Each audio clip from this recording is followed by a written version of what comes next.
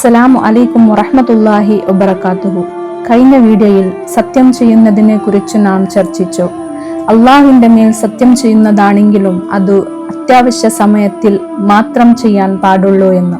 ഇനി ഒരാൾ അള്ളാഹുവിന്റെ പേരിൽ സത്യം ചെയ്തു, അത് പൊളിഞ്ഞു, അതിനെ പൊളിച്ചു, അല്ലെങ്കിൽ അള്ളാഹുവിന്റെ മേൽ സത്യം ചെയ്തുകൊണ്ട് കളവ് പറഞ്ഞു.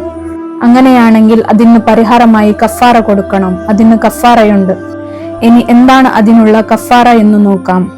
ഖുർആനിൽ സൂറ മാഇദയിൽ സത്യം ചെയ്യുന്നതിനുള്ള കഫാറ പറഞ്ഞിട്ടുണ്ട്. ഒരു മനുഷ്യൻ സത്യം ചെയ്തു, അതിനെ പൊളിച്ചു. അവന് കഫാറയായി 3 ചോയ്സ് ഉണ്ട്. എങ്ങനെ ഈ 3 രീതിയിൽ കഫാറം അദാ ചെയ്യാം എന്ന് നോക്കാം. അതിൽ ഒന്നാമത്തത് 10 മിസ്കീൻകൾക്ക് ഭക്ഷണം കൊടുക്കണം. എങ്ങനത്തെ ഭക്ഷണം? നമ്മുടെ വീട്ടിൽ കഴിക്കുന്ന അതേ ഭക്ഷണം കൊടുക്കണം. അല്ലെങ്കിൽ രണ്ടാമത്തത് 10 മിസ്കീൻകൾക്ക് ഡ്രസ്സ് കൊടുക്കണം. അതും അല്ലെങ്കിൽ മൂന്നാമത്തത് ഒരു വിശ്വാസി ഗുലാമനെ സ്വതന്ത്രനാക്കണം. ഇനി ഒരാൾക്ക് അതിന് കഴിവില്ലെങ്കിൽ 3 ദിവസം കണ്ടിന്യൂസ് ആയി നോമ്പ് നോക്കണം.